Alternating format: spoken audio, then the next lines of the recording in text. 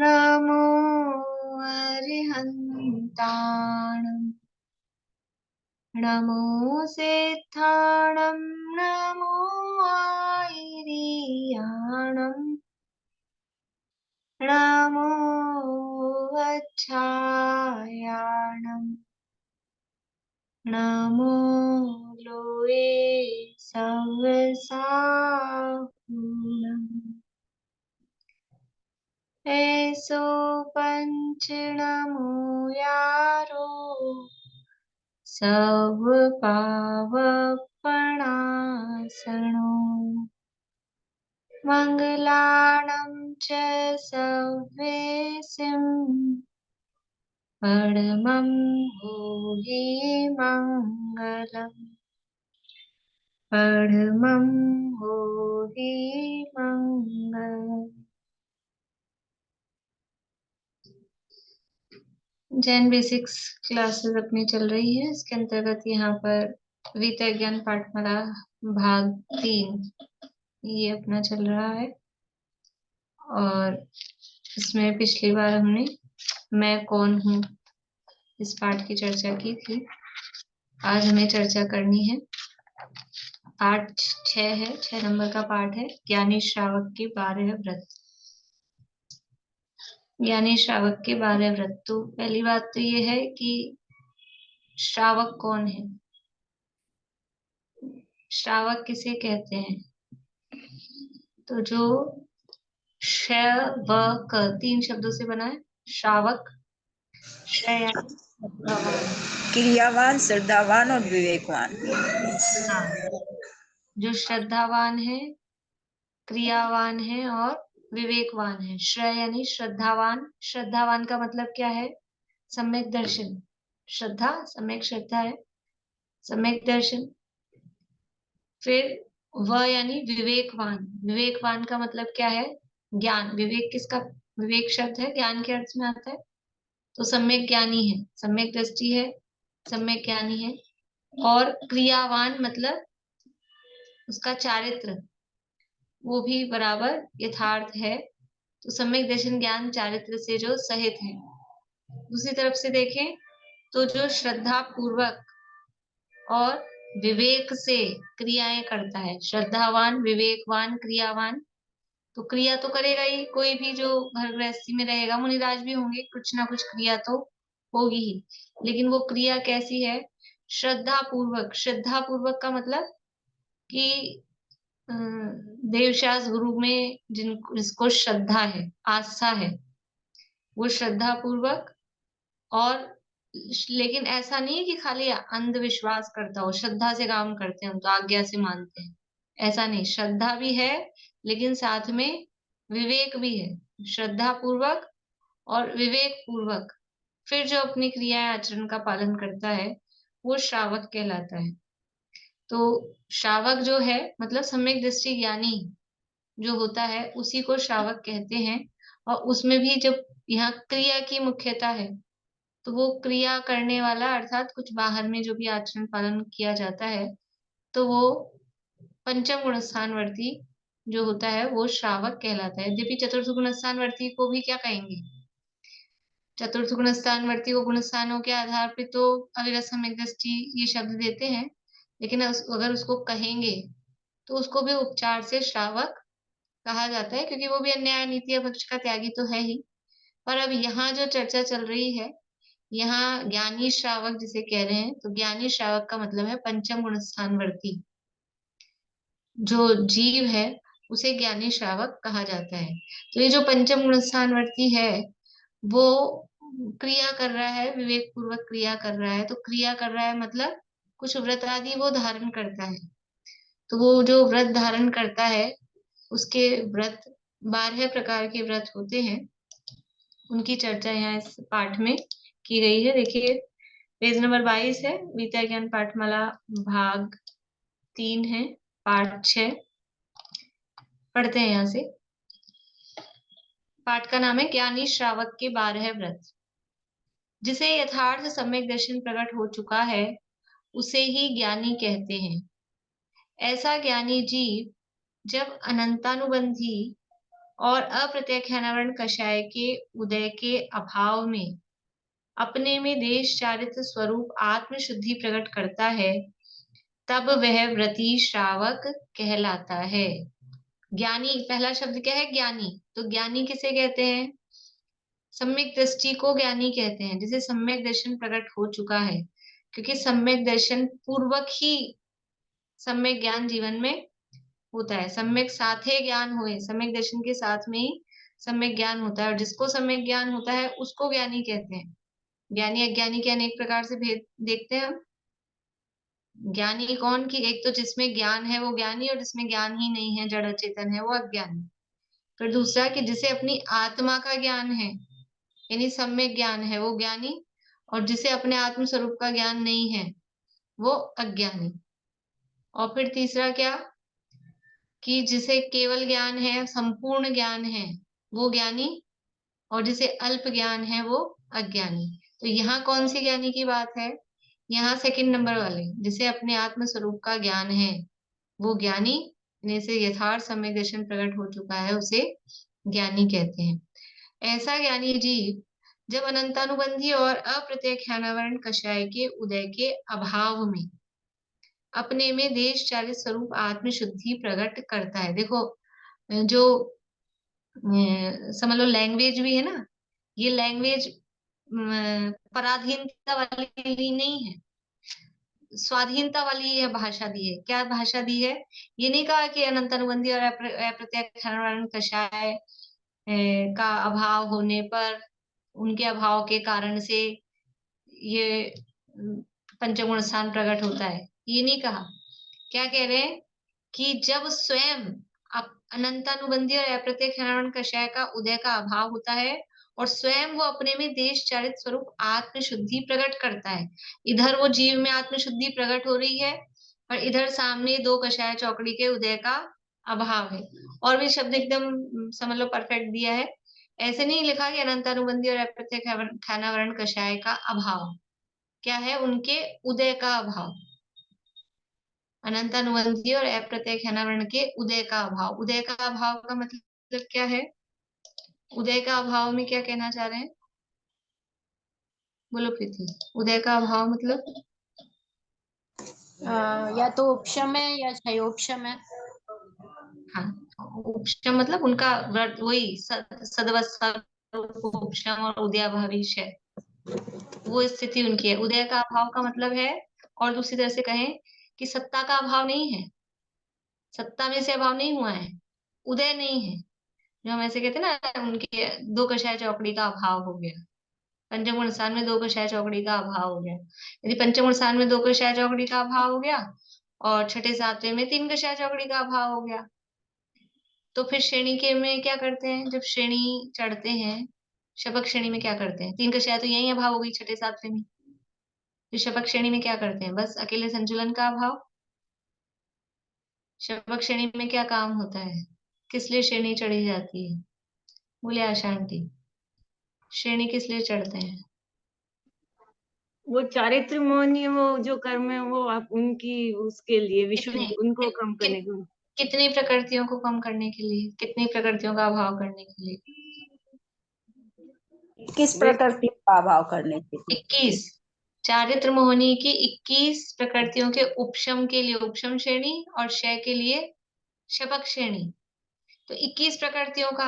अब तीन कषाय चौकड़ी का तो पहले अभाव कर दिया, 12 का तो फिर 21 कहाँ से बची? तो वहां अभाव का मतलब क्या है? अभाव का मतलब है उदय का अभाव, सत्ता में से अभाव नहीं है।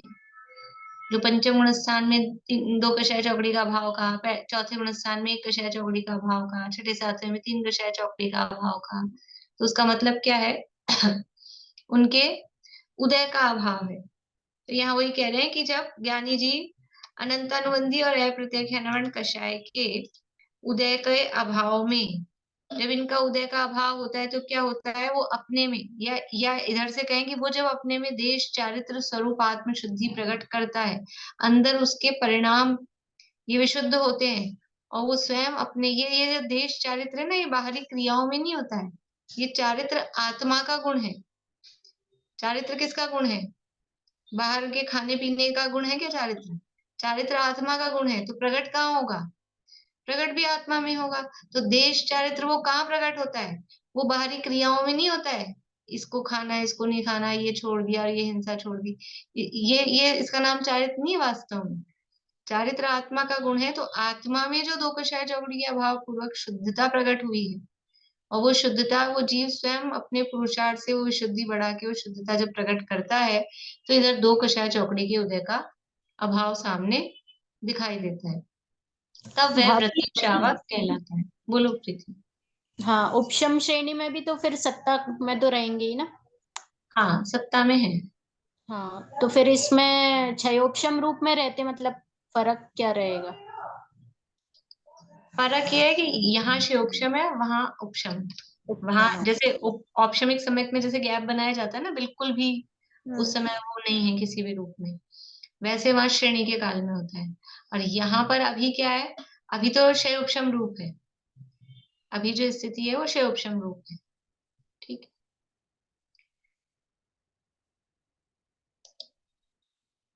तब वह व्रति श्रावक कहलाता है। देखिए आगे, जो आत्मशुद्धि प्रकट हुई उसे निश्चय व्रत कहते हैं, और आत्मशुद्धि के सद्भाव में जो हिंसा आदि पंच पापों के त्याग तथा अहिंसा आदि पंच अणुव्रत आदि के धारण करने रूप शुभ भाव होते हैं, उन्हें व्यवहार व्रत कहते हैं। एक एक शब्द का अर्थ बता रहे हैं कि ज्ञानी का अर्थ बताया, ज्ञानी किसे कहते हैं, और फिर वो श्रावक, वो व्रती श्रावक कहलाता है कि जब उसके दो कषाय चौकड़ी के अभाव स्वरूप, उदय के अभाव स्वरूप आत्मशुद्धि प्रकट होती है, तब वो व्रती श्रावक कहलाता है। अब उसके 12 व्रत, तो व्रत क्या है कि व्रत दो प्रकार के हैं, दो प्रकार के, कि एक निश्चय व्रत है, एक व्यवहार व्रत है। निश्चय से अंदर जो आत्मशुद्धि प्रकट हुई है, वास्तव में वही व्रत है।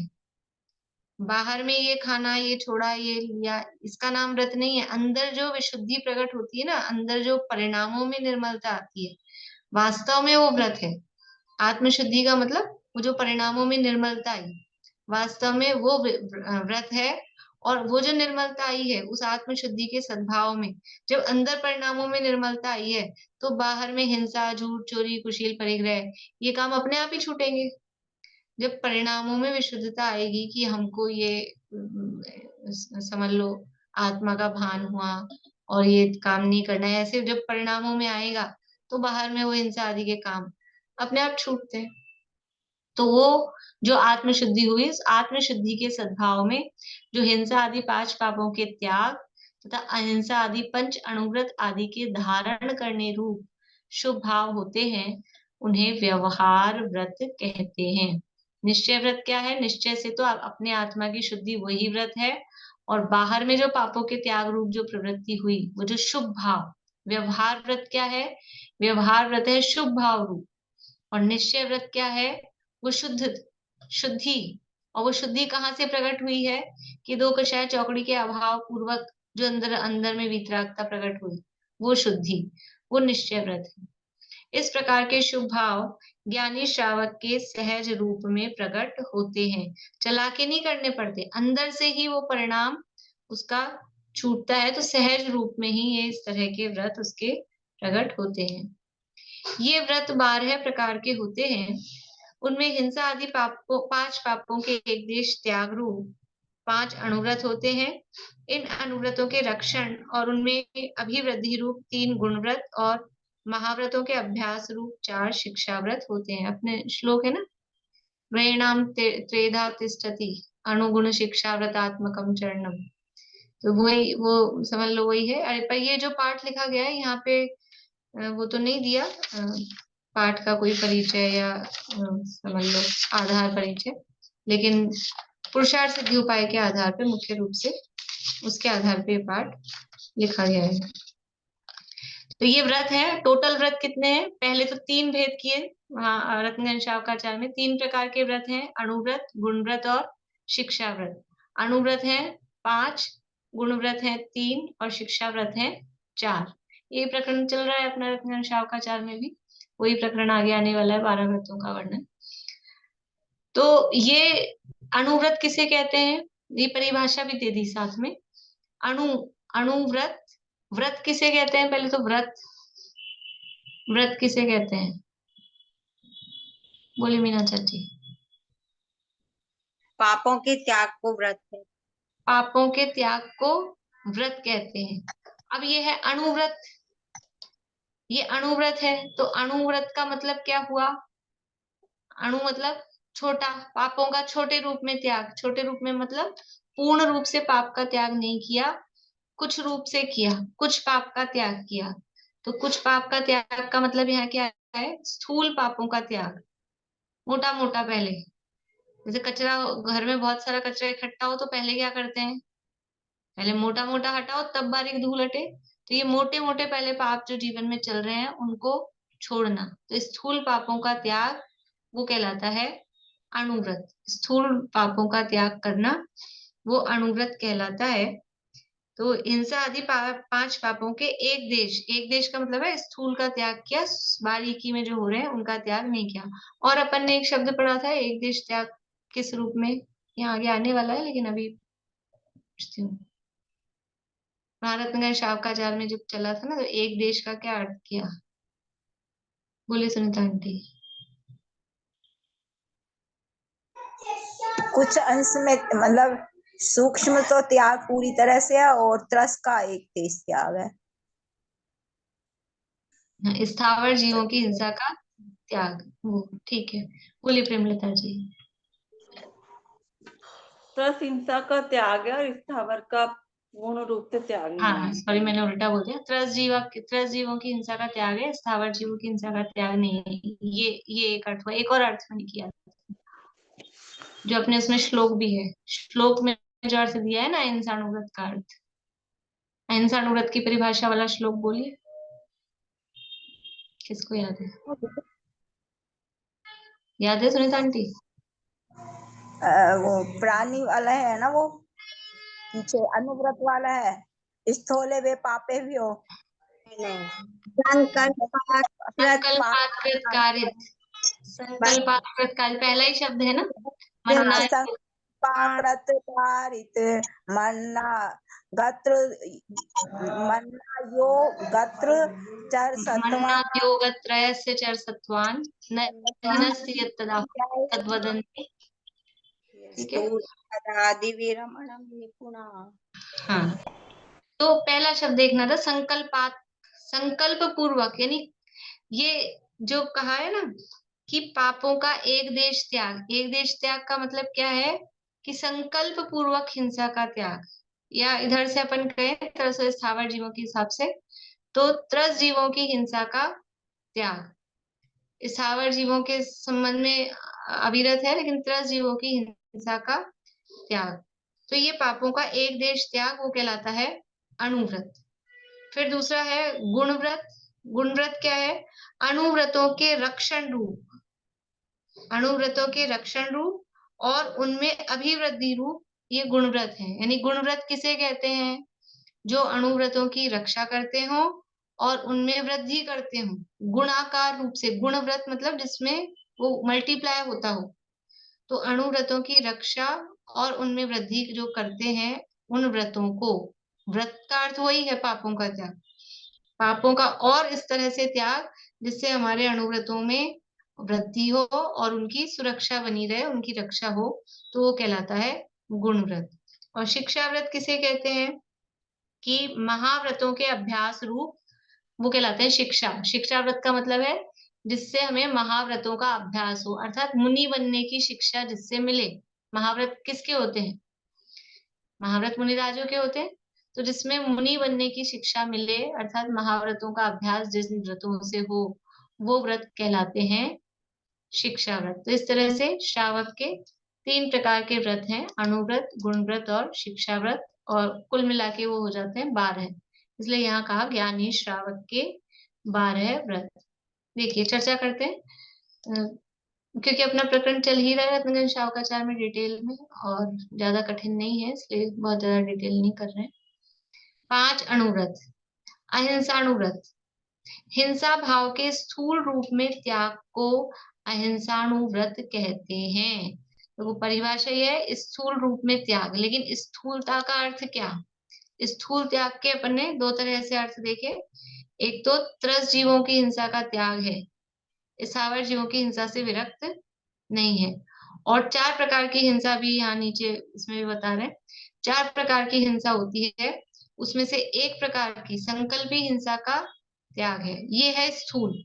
तो हिंसा भाव के स्थूल रूप में त्याग को देखो, हिंसा भाव शब्द दिया, एक एक शब्द है ना बड़ा मतलब बारीकी से जो पाठमालाएं लिखी हैं दादा ने, जो इनका संपादन किया है बहुत बहुत ध्यान से, क्योंकि बच्चों को पढ़ा रहे हैं तो तब भी से ये बात हिंसा का मतलब अकेला द्रव्य हिंसा के त्याग की बात नहीं कर रहे, हिंसा भाव के अंदर परिणाम ही वो हिंसा का उत्पन्न ना हो, वो इस तरह का। तो हिंसा भाव के स्थूल रूप में त्याग को अहिंसानुव्रत कहते हैं। इसके लिए पहले हिंसा को समझना आवश्यक है। तो हिंसा किसे कहते हैं वो यहाँ परिभाषा दी है। कषाय भाव के उत्पन्न होने पर आत्मा के उपयोग की शुद्धता यानी शुद्धोपयोग का घात होना भाव हिंसा है, और उक्त कषाय भाव निमित्त है जिसमें ऐसे अपने और पराये द्रव्य प्राणों का घात होना द्रव्य हिंसा है। देखो अब ये परिभाषा, यद्यपि परिभाषा वही है लेकिन शब्द एकदम अलग है। क्या कह रहे हैं, अपन ने जो परिभाषा पढ़ रखी है, हिंसा किसे कहते हैं, बोली रूपम जी। आत्मा में हिंसा और की आगे परिभाषा ख्याल में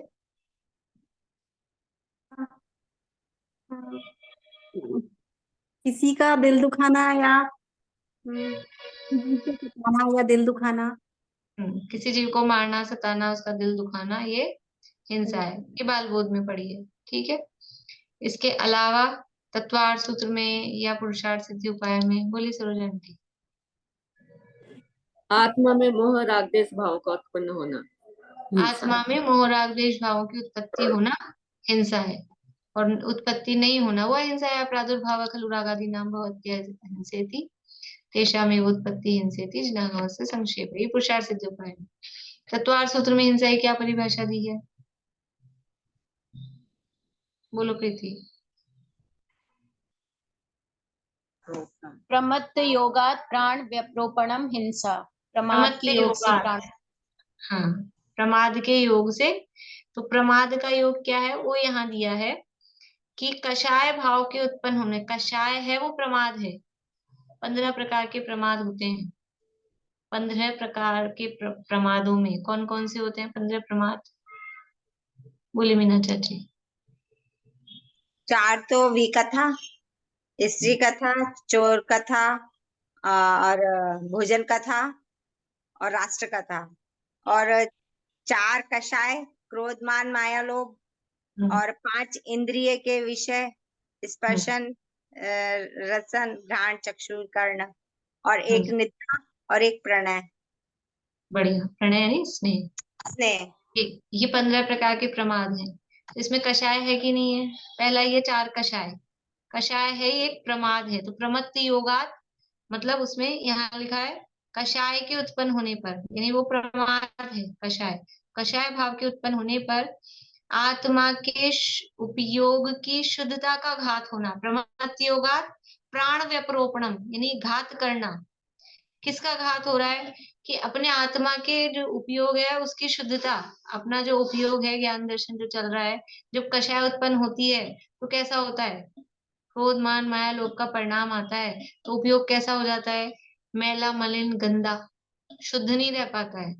ये कषाय भाव के होने पर आत्मा के उपयोग की शुद्धता यानी शुद्धोपयोग का घात होना, उसका नाम ही भाव हिंसा है। जीव शुद्धोपयोग में नहीं रह सकता है, शुद्धोपयोग में नहीं है, इसका मतलब है कि वो हिंसा कर रहा है। किसकी हिंसा कर रहा है, कि अपनी भाव हिंसा कषायों में है। यदि शुद्धोपयोग नहीं है तो कोई ना कोई कषाय है ही, शुद्धोपयोग है तब कषाय का उदय नहीं है, अदरवाइज कषाय के उदय चल रहे हैं। तो कषाय क्या करती है, आत्मा को कसती है, दुख देती है, तो अपने प्राणों का घात हो रहा है, अपना दिल दुख रहा है, खुद ही दुखी है, इसलिए वो हिंसा है। तो चाहे वो कहें आत्मा में मोह राग द्वेष भावों की उत्पत्ति होना, मोह राग द्वेष भाव क्या है, उसका दूसरा नाम क्या है, राग द्वेष का दूसरा नाम कषाय है, वही है ना। तो चाहे प्रमाद का योग कहो, चाहे मोह राग द्वेष भाव कहो, चाहे कषाय कहो, एक ही बात है। कषाय भाव के उत्पन्न होने पर आत्मा के उपयोग की शुद्धता यानी शुद्धोपयोग का घात होना, वो भाव हिंसा है। और ये जो कषाय भाव उत्पन्न हुए, ये कषाय भाव निमित्त हैं जिसमें ऐसे अपने और पराये द्रव्य प्राणों का घात होना, वो द्रव्य हिंसा है। आत्मा में मोह राग द्वेष भावों की उत्पत्ति हुई तो आत्मा की शुद्धता नष्ट हो गई, ये तो पहली हिंसा हो गई, भाव हिंसा।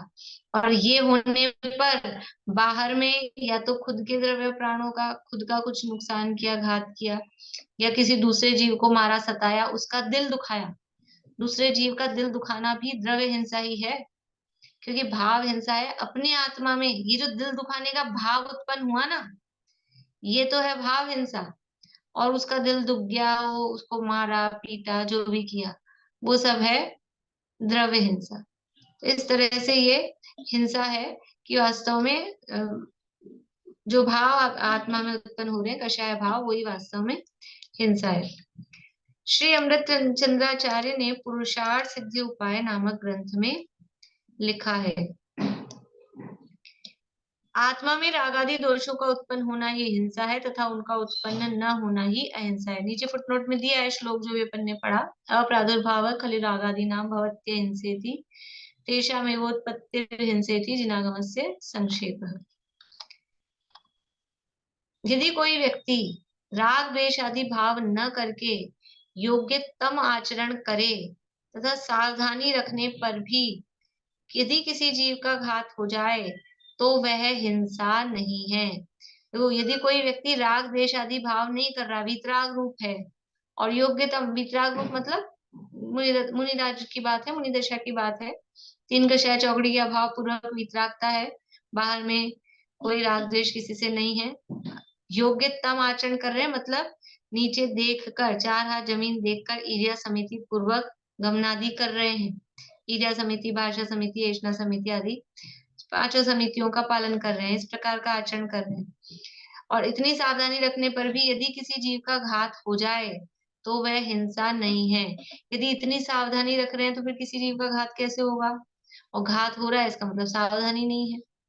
तो वो घात कैसे होगा कि वो देखकर चल रहे हैं, अंदर कषाय भाव नहीं है, मारने का भाव नहीं है, कोई मर जाए ऐसा कोई भाव नहीं है, नीचे देखकर चल रहे हैं, फिर भी अचानक से उड़ता हुआ कोई आया कीट पतंगा और उन्होंने पैर उठाया था और पैर रखा और वो दब गया, तो वो जीव का घात तो हुआ, लेकिन तो भी वो मुनिराज हिंसक नहीं है, वो हिंसा नहीं है। इसके विपरीत कोई जीव अंतरंग में कषाय भाव रखे तथा बाह्य में भी असावधान रहे, अंदर मोह राग द्वेष भाव सारे पड़े हैं, कषाय भाव है, बाहर में भी असावधानी पूर्वक काम कर रहा है, बिना देखे बिना सोधे काम कर रहा है, चल रहा है, फिर रहा है, लेकिन कोई जीव मर नहीं रहा, मरा नहीं, बाहर में चल तो रहे बिना देखे ऊपर मुंह करके, लेकिन नीचे कोई, अब सर्दी के दिनों में मान लो चींटियां कीड़े मकोड़े नहीं है तो नहीं मरा कोई भी, तो भी क्या कह रहे हैं, पर उसके निमित्त से किसी भी जीव का घात न भी हुआ हो तो भी वह हिंसक है। यहाँ कह रहे हैं सावधानी पूर्वक काम कर रहा है, राग द्वेष भाव नहीं है, और किसी का घात हो जाए तो भी वो हिंसा नहीं है, हिंसक नहीं है।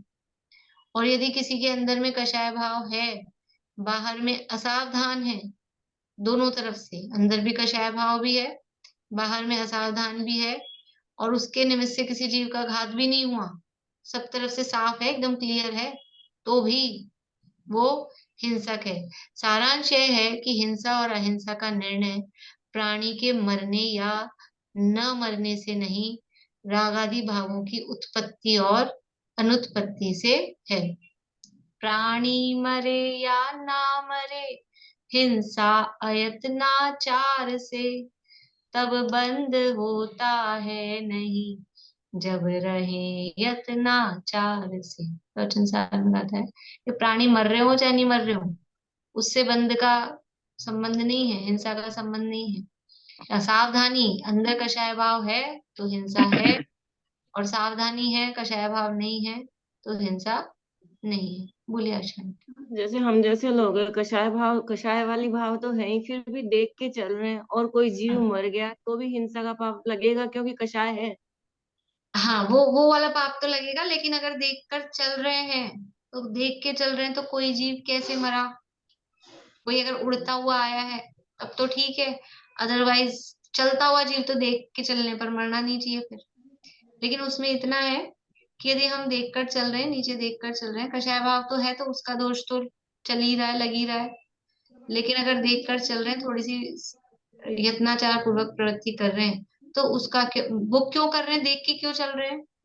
कि अपना वचन पैर गंदगी में नहीं पड़ जाए इसलिए देख के चल रहे हैं, कि नीचे जीव जंतु हमारे पैरों के नीचे न दब जाएं न इसलिए देख दब के जाए, लिए चल रहे हैं। न इसलिए दब देख जाए। के लिए चल रहे हैं तो पुण्य का बंध होगा। शुभ भाव है ना, शुभ भाव है तो शुभ भाव से पुण्य का बंध होगा। और यदि इसलिए चल रहे हैं देख के कि गंदगी है, कीचड़ है, बारिश का मौसम है, अपना पैर गंदा नहीं हो जाए, तो अशुभ भाव ही है, पुण्य का बंध भी नहीं होगा। जैसे हम ले- लोग व्हीकल में चल रहे हैं तो पूरा हिंसा का दोष लग रहा है। लगता ही है। व्हीकल में जाने में तो कषाय भाव भी है और असावधानी पूर्वक प्रवृत्ति है। व्हीकल में कहाँ नीचे देख के चलेंगे, गाड़ी के टायर में तो आंखें होती नहीं है कि वो देखे। तो वहां तो पूरा वो प्रमाद का और हिंसा का दोनों तरह के ही दोष वहां लगेंगे। अब भले देखो, ही हम भले ताड़े ही हम लगा, मंदिर जा रहे हो, हाँ मंदिर जा रहे हो और भले ही वो सड़क पे एक भी चींटी कीड़ा मकोड़ा नहीं मरा हो उस गाड़ी से जिसमें अपन बैठ के गए, तो भी हिंसा का दोष बराबर पूरा है। और कहीं भी जा रहे हो, चाहे मंदिर जा रहे हो चाहे कहीं जा रहे हो, दोष तो है ही। इसीलिए तो मुनिराज उसका त्याग करते हैं।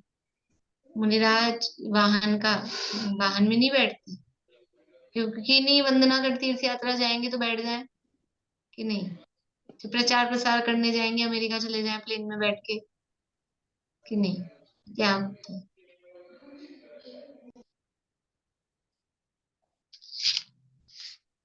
इसलिए ये कहा कि आत्मा में राग आदि दोषों का उत्पन्न होना ही हिंसा है तथा उनका उत्पन्न न होना ही अहिंसा है। ये तो हो गया, इसके आगे वाला भी अपना हो गया। इसलिए सारांश है कि हिंसा और अहिंसा का निर्णय प्राणी के मरने या न मरने से नहीं, राग आदि भावों की उत्पत्ति और अनुत्पत्ति से है। राग भाव उत्पन्न हो रहे हैं कि नहीं हो रहे हैं, हिंसा अहिंसा का संबंध इससे है। अब ये हिंसा की देखो, प्रकरण है अहिंसानुव्रत और चर्चा किसकी कर रहे हैं, हिंसा ही हिंसा की, कि पहले हिंसा समझ लो तो अहिंसा जीवन में आ जाए, इसलिए हिंसा को समझा रहे हैं। अगर हिंसा ही नहीं पता कहाँ हो रही है क्या हो रही है तो फिर अहिंसा का पालन कैसे होगा। इसलिए यहाँ हिंसा का स्वरूप और हिंसा के भेद प्रभेद यहाँ बता रहे हैं। निमित्त भेद से हिंसा 4 प्रकार की होती है। निमित्त भेद से मतलब किस प्रयोजन से हिंसा की जा रही है, किस निमित्त से हिंसा की जा रही है, निमित्त मतलब यहाँ प्रयोजन है। तो वो हिंसा 4 प्रकार की है, संकल्पी हिंसा, उद्योगी हिंसा, आरंभी हिंसा और विरोधी हिंसा। संकल्पी हिंसा किसे कहते हैं कि केवल निर्दय परिणाम ही हेतु है, जिसमें ऐसे संकल्प यानी इरादा पूर्वक किया गया प्राणघात ही संकल्पी हिंसा है। संकल्प पूर्वक की गई हिंसा, संकल्प का मतलब है इरादे, इंटेंशन। संकल्प का अर्थ यहाँ कोई प्रतिज्ञा लेके ऐसा ऐसा वाला संकल्प का मतलब नहीं है। इंटेंशनली जो हिंसा की गई है, कि चला के, इंटेंशनली मतलब चला के, जानबूझकर। और जानबूझकर का भी मतलब ये है कि यदि हमने इरादा पूर्वक हिंसा का त्याग नहीं किया है, हमने उपयोग पूर्वक बुद्धि पूर्वक की हिंसा का त्याग नहीं किया है, तो जो हिंसा हमारी हो रही है जानबूझकर चाहे बिना जाने बूझे अनजाने में भी, वो सब संकल्पी है। यदि हमने हिंसा का त्याग नहीं किया है कि हम ये बाहर में जीवों का घात नहीं करेंगे इस तरह से, तो फिर वो चाहे जानबूझकर हो रही हो चाहे अनजाने में हो रही हो, वो सब संकल्पी हिंसा है। तो केवल निर्दय परिणाम ही है हेतु, जिसमें ऐसे संकल्प यानी इरादा पूर्वक किया गया प्राणघात ही संकल्पी हिंसा है। तो जानबूझकर चला के तो जो भी समझ लो काम कर रहे हैं, ये पंखा चलाया है, कैसे किया है, चला के खुद ने चलाया है, उसमें जो जीव घात हो रहा है। बोले रूपम जी। दीदी संकल्पी हिंसा का त्याग है अपन, लेकिन अब जैसे बच्चों पे क्रोध आ रहा है, गुस्सा आ रहा है, या बड़ों पे भी कुछ क्रोध आ रहा है, तो वो हिंसा लगेगी, फिर संकल्पी हिंसा कहलाएगी। देखो क्रोध आ रहा है और समझ लो कि ये तो प्रयोजन पे डिपेंड करता है। संकल्पी का मतलब एक तो चाटा भी लगा देते बच्चों को, मान लो चाटा लगा दिया, तो अभी संकल्पी हिंसा है क्या कि किस प्रयोजन से लगाया। एक तो वैसे ही हमने अपनी कषाय पूर्ति के लिए कोई हमको कोई वो समझ लो हमारा कुछ बुरा ऐसा लग रहा है तो किया, तो वो कहलाएगा। एक मिनट, स्वरा रेड वाली फ्रॉक पहन लो भैया। स्वरा रेड वाली फ्रॉक पहन लो, नीचे रेड पजामा।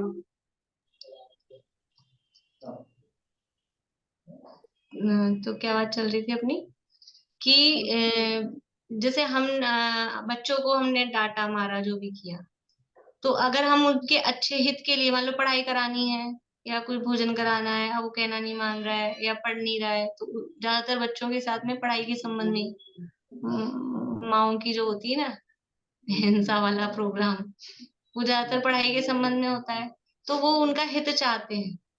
लेकिन हिंसा तो है ही, देखो हिंसा तो है, लेकिन अब उसको संकल्पी में लेंगे। अपन देखें आगे उद्योगी है, फिर आरंभी है और विरोधी है। तो उद्योगी तो कहेंगे नहीं, व्यापार आदि की है नहीं, भोजन आदि के संबंध में है नहीं, और विरोधी भी नहीं कि वो बच्चा अपने को मार रहा था तो अपन पीछे से उसको मार रहे हैं। लेकिन अब संकल्पी में ऐसा है कि मारा तो चला के ही है, तो इस रूप में संकल्पी है, लेकिन उसका प्रयोजन हमारा अच्छा है। हमने जो भी उसको डांटा, क्रोध भी किया, चाटा भी नहीं लगाया, तो भी प्रयोजन अच्छा है। तो इस हिसाब से वो बंध में फर्क पड़ेगा, बंध में फर्क पड़ता है। बाहर में अगर मारा है, चाटा मारा है या जो भी किया है, तो उसका दोष भी है। लेकिन अगर प्रयोजन अच्छा है, मान लो ऐसा होता है ना, कभी कभी छोटा बच्चा है, क्राउलिंग करता है, या छोटा चलता भी 1 साल 2 साल का बच्चा है, अब वो गलत जगह आग के पास जा रहा है और बार बार में जा रहा है, और या समझ लो ऐसे झुक रहा है नीचे डोली पे से, खिड़की में से, अब मान नहीं रहा है और बिल्कुल नहीं मान रहा है, तो फिर क्या करते हैं उसको, ये एक चाटा लगा के इधर करते हैं, फिर वो रोने धोने में लग जाता है, फिर वो ये हो जाता है। तो वो उसको उसकी सुरक्षा के प्रयोजन से, तो हिंसा, वो मारा है तो हिंसा भी है, लेकिन प्रयोजन अच्छा है, तो उसमें आश्रम में फर्क पड़ जाता है। इतना है।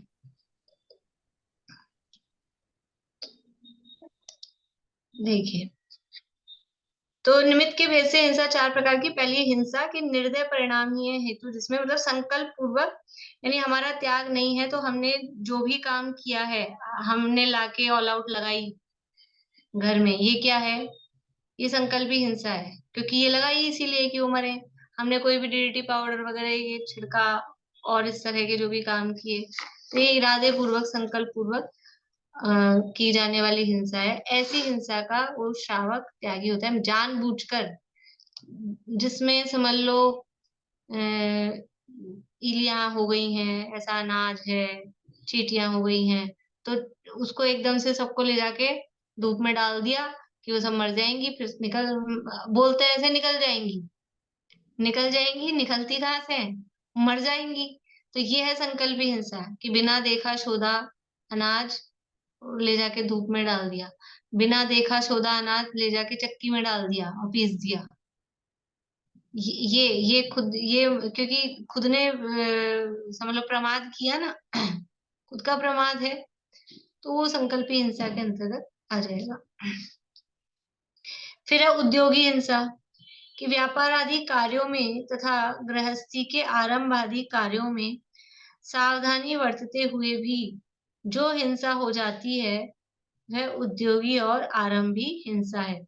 उद्योगी हिंसा मतलब व्यापार आदि कार्य, व्यापार को उद्योग कहते हैं, तो जो गृहस्थ है उसको व्यापार करना ही पड़ता है, अपनी गृहस्थी के निर्वाह के लिए व्यापार करना ही पड़ता है, तो वो व्यापार करेगा, कोई सा भी व्यापार।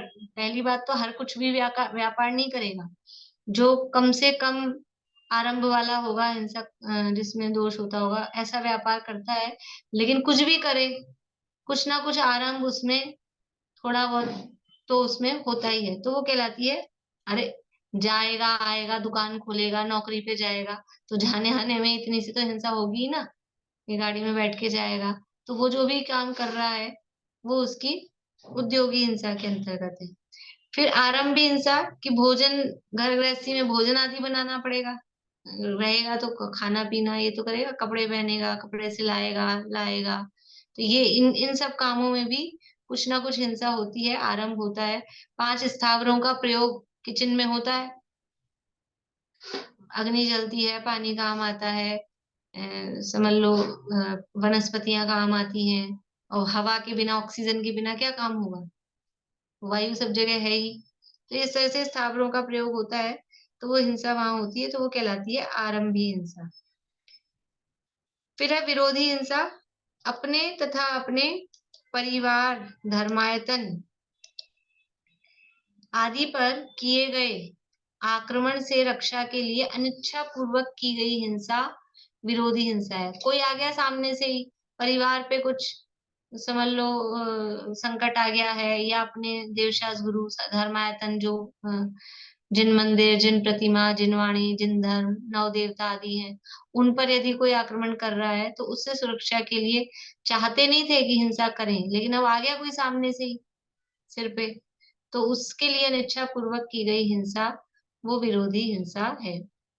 व्रती श्रावक उक्त 4 प्रकार की हिंसाओं में संकल्पी हिंसा का तो सर्वथा त्यागी होता है, अर्थात सहज रूप से उसके इस प्रकार के भाव ही उत्पन्न नहीं होते, और अन्य तीनों प्रकार की हिंसा से भी यथासाध्य बचने का प्रयत्न रखता है। हिंसा भाव का एक देश त्याग होने से यह व्रत अहिंसाणुव्रत कहलाता है। तो जो व्रती श्रावक है वो संकल्पी हिंसा का तो सर्वथा त्यागी, मतलब उसके सहज रूप से ऐसे भाव, जो इरादा पूर्वक जो हिंसा हो रही है, चला के जबरदस्ती, देखो संकल्पी हिंसा कैसी है, यद्यपि स्थावरों की बात है, लेकिन फिर भी अपन उसमें देख सकते हैं अनर्थ दंड रूप में। जैसे अपने भोजन बनाने के लिए जो भी साग सब्जी फल जो भी चाहिए वो लाएगा, बनाएगा, लेकिन अब त्यागी नहीं है ना साग सब्जी आदि का, फल आदि का, वनस्पति का, उसको काम में लेने का, तो फिर बिना बात ही पेड़ लगाए और फिर उन पेड़ों को काटे, ये है संकल्पी हिंसा, कि अपने शौक के लिए पेड़ पौधे लगाए, अब वो पेड़ पौधे लगाते हैं तो फिर उनको सब मेंटेन करना पड़ता है, तो उनको कटिंग वटिंग और वो सब उखाड़ना, ये सारे काम करने पड़ते हैं, तो वो ये काम नहीं करेगा। जो श्रावक होगा वो इस तरह से पेड़ पौधे नहीं, अपने उपयोग के लिए काम में ले रहा है सब्जी फल आदि, लेकिन वो पेड़ उगा के और फिर उनको काटना छाटना, जबरदस्ती बैठा बैठा घास तोड़े, कि तुम अपने तो त्याग नहीं है, कि स्थावर का त्याग नहीं है हिंसा का, कि नहीं बिना व्यात वृथा थावर न संगारे, अनर्थ दंड है, पाप है वो भी, अभी आगे उसमें आएगा अनर्थ दंड में, लेकिन उदाहरण में अपन इसी को देख रहे हैं कि व्यर्थ के जबरदस्ती के वो पाप नहीं करता है। तो संकल्प पूर्वक जो हिंसा होती है उसका त्याग करता है, सहज रूप में उसके इस प्रकार के भाव भी उत्पन्न नहीं होते, और अन्य 3 प्रकार की हिंसा से भी यथासाध्य बचने का प्रयत्न करता है। तो इस प्रकार से हिंसा भाव का एक देश त्याग हुआ, पार्टली, एक देश मतलब पार्टली, 4 प्रकार की हिंसा थी, उसमें से एक हिंसा का त्यागी है, तो ये आंशिक हुआ ना, आंशिक हुआ, इसलिए इसका नाम अहिंसाणुव्रत, अहिंसाणुव्रत इसका नाम कहलाता है। बोलिए आश्रम की। क्वेश्चन तो अलग से है, जैसा अपन ने वो कार्तिकीय अनुप्रेक्षा में पढ़ा था, असंख्यात लोक प्रमाण प्रतिष्ठित और अप्रतिष्ठित वनस्पतियां हैं। असंख्यात लोक प्रमाण वनस्पति नहीं, असंख्यात लोक प्रमाण जीव उतने हैं, वनस्पतियां तो 10 लाख, उनकी जो योनियां हैं वो तो 10 लाख प्रकार की है। अच्छा, जीव असंख्यात लोक प्रमाण है, सप्रतिष्ठित प्रत्येक वनस्पति, अप्रतिष्ठित हाँ। प्रत्येक वनस्पति के जो जीव हैं, जीवों की संख्या असंख्यात लोक प्रमाण है। अच्छा, नहीं जैसे मतलब अपन लोग जैसे त्याग नहीं करते तो अपने वो सब उन प्रतिष्ठित और अप्रतिष्ठित प्रतीक का वो लगेगा पाप, हाँ, अगर तो अपने में वो जो पाप वाली बात करें ना, वो 10 लाख प्रकार की, जो 84 लाख योनियों में आता है ना, तो 10 लाख प्रकार की उनकी योनियां है प्रत्येक वनस्पति की, अच्छा उनकी उसका योनियों की। सबका दोष लगता है, सबका दोष लगता है, यदि त्याग नहीं किया है तो वो अविरमण रूप जो पाप है वो सबका लगता है। जिस भी चीज का त्याग नहीं किया है, चाहे रात में भोजन नहीं करते, बचपन से आज तक नहीं खाया, मान लो कभी माता पिता ने खिलाया ही नहीं और वही आदत पड़ी हुई है, लेकिन नियम नहीं लिया खुद ने अपने आप से बुद्धिपूर्वक, तो वो अविरमण रूप पाप लगता रहता है बराबर। इसी तरह से और भी चीजों में। अभी देखिए सत्यानुव्रत, यहाँ सत्य की भी कुछ अलग अलग मतलब जो प्रचलित नहीं है, ऐसी नई बात इसमें है। सत्यानुव्रत किसे कहते हैं? तो पहले असत्य को बता दें। प्रमाद के योग से असत वचन बोलना असत्य है। असद अभिधानम अनृतम सूत्र दिया है, और प्रमत्त योगात वो ऊपर से लगाना है। तो प्रमत्त योगात असत अभिधानम अनृतम, यानी प्रमाद के योग से असत, असत मतलब जो है नहीं, सत, सत मतलब जिसका अस्तित्व है, और असत मतलब जिसका अस्तित्व नहीं है, ऐसे वचन बोलना वो असत्य है। इसका एक देश त्याग ही सत्यानुव्रत है। ये असत्य है वो 4 प्रकार का होता है। देखो, जो असत, अपन असत्य बोलते हैं ना, तो अपने को थोड़ा सा ऐसे लगता है ये कुछ अलग है, लेकिन असत, सत यानी है, सद्रव्य लक्षणम, सत यानी है अस्तित्व, और असत मतलब नहीं है, जो नहीं है उसको कहना, उसका नाम ही असत्य है। दुनिया में असत्य कुछ होता है क्या? असत्य मतलब असत, क्या असत कुछ होता है? असत कुछ होता है कि नहीं? असत होता है कि नहीं रूपम जी? असत दीदी अपेक्षा की दृष्टि से होता भी है। होता भी है। देखो अभी सत किसे कहा था? सत, सत जो मतलब जो है सच, जो जो है है, मतलब बहुत बढ़िया, जो है वो सत, और असत मतलब जो, जो नहीं जो नहीं है। नहीं तो क्या दुनिया में ऐसा कुछ होता है कि जो नहीं है? अभी जो हम है लगा रहे हैं ना, है, ये है लगा रहे हैं, वही उसके सत को बता रहा है।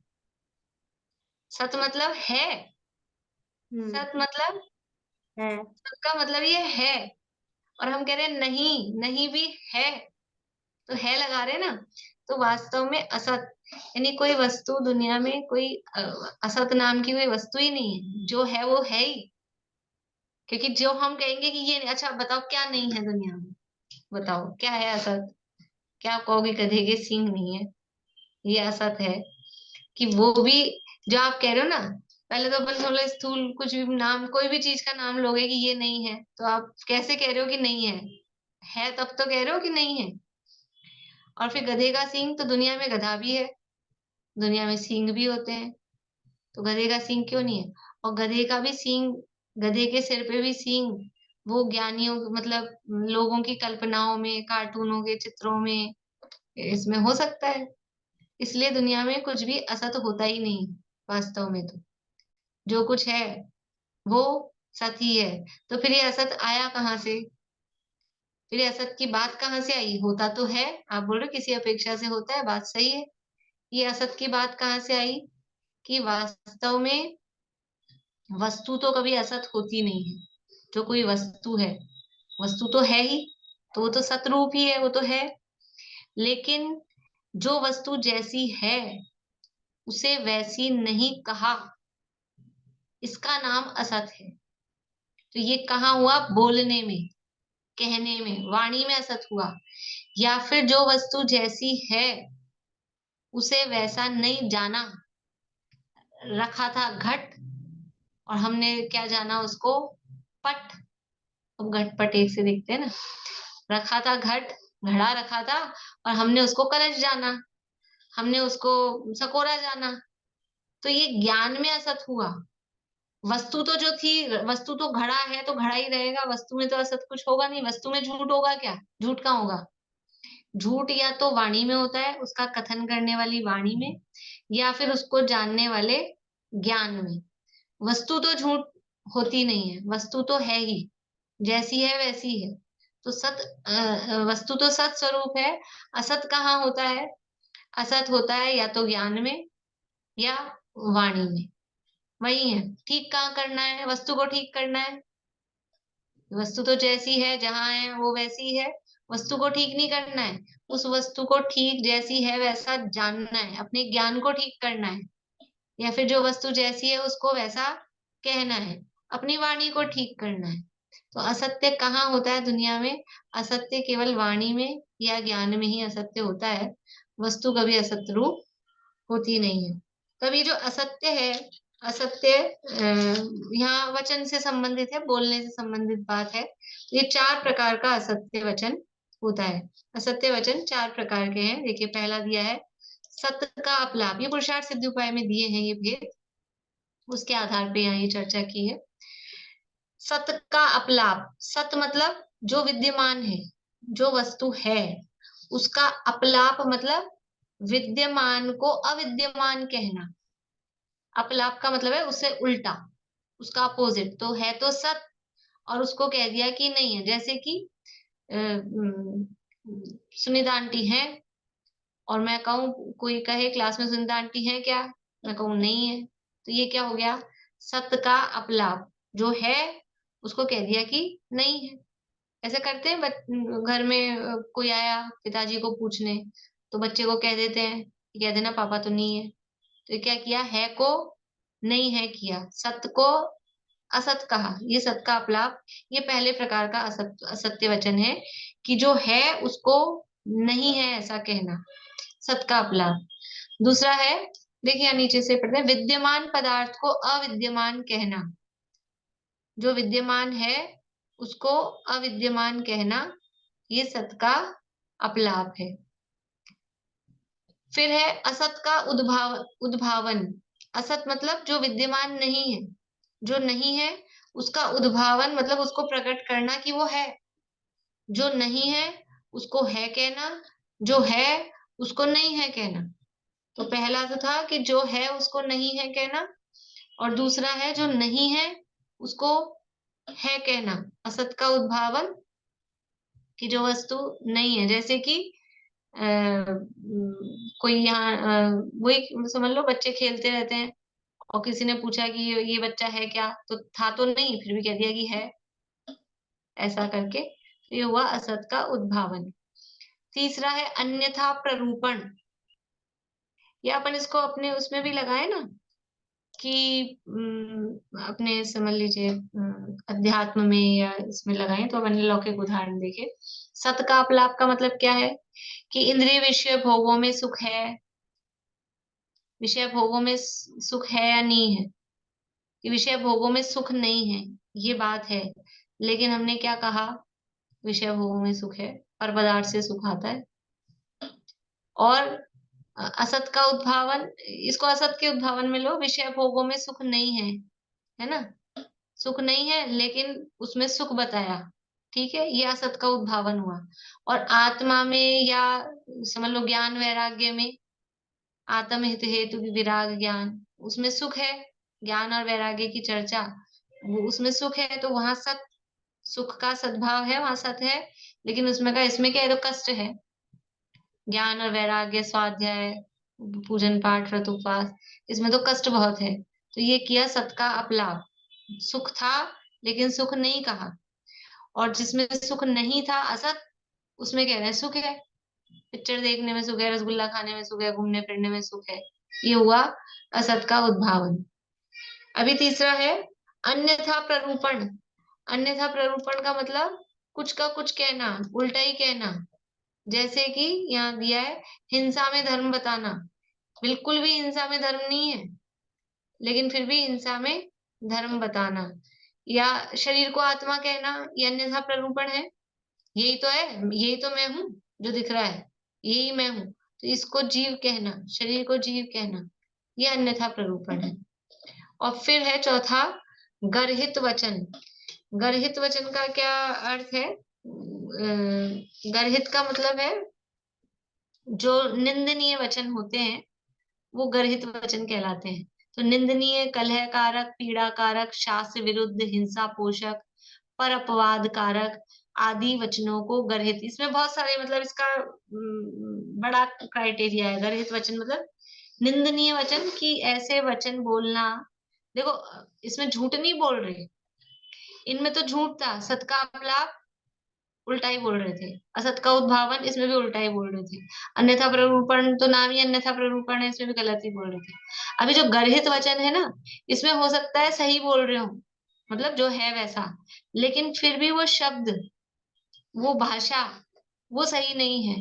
तो कैसे निंदनीय, ऐसे यानी जो शब्द अच्छे नहीं कहे जाते, अच्छे नहीं माने जाते, ऐसा। या फिर अपने शब्दों से किसी की निंदा करना। निंदनीय वचन को दोनों अर्थ में ले सकते हैं कि एक तो जिन शब्दों को दुनिया में निंदनीय माना जाता है, ऐसे शब्दों को काम में लेना।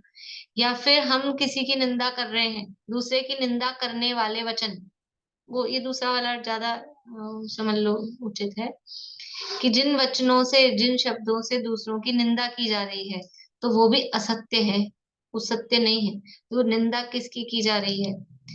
अगर निंदा की जा रही है तो ये क्या उस व्यक्ति में दोष ही दोष है? उसको हम असत्य में क्यों ले रहे हैं? कि किसी की निंदा करी तो उसके किसी एक उसको दोष को देख के उसको हाईलाइट करके निंदा कर रहे हो, लेकिन क्या उसमें गुण नहीं है? हर व्यक्ति में कुछ भी हो, आतंकवादी भी हो ना, तो ऐसा नहीं है दोष ही दोष हो। गुण भी होते हैं, दूसरों के लिए भला भी होता है। वो किसी को बुरा लग रहा है, किसी के लिए भला होता है, ऐसा होता है। तो वो ये मतलब उसके खाली निंदा जो करी है, तो निंदा करने से उसके अच्छी बात नहीं है निंदा करना, पहली बात तो। और उसके एक ही पक्ष को आपने उजागर किया है, इसलिए ये असत्य की श्रेणी में जाता है। तो निंदनीय वचन।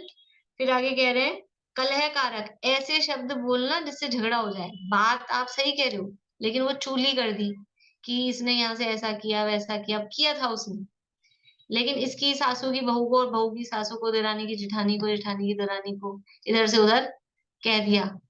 तो ये क्या हो गया? उनमें आपस में कलह हो गई, झगड़ा हो गया। तो ऐसे शब्द भी वो असत्य की श्रेणी में। यद्यपि सत्यम, ऐसे बोलते हैं, यद्यपि सत्यम लोक विरुद्धम न करणीयम न चरणीयम।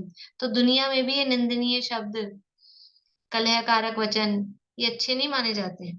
फिर है पीड़ा कारक, ऐसे शब्द बोलना जिससे दूसरों का दिल दुखे, तकलीफ हो, इस तरह के शब्द, मर जा, और इस तरह के जो भी ऐसे शब्द बोले कि आदमी का दिल दुख जाए, बिल्कुल, ये कहलाता है पीड़ा कारक। फिर है शास्त्र विरुद्ध बोलना, ये तो असत्य ही, शास्त्रों में जो लिखा है और शास्त्रों के विरुद्ध बोलना। इसलिए जो सत्यानुव्रत की भावनाएं हैं, 5 भावनाएं हैं। कौन कौन सी 5 भावनाएं हैं?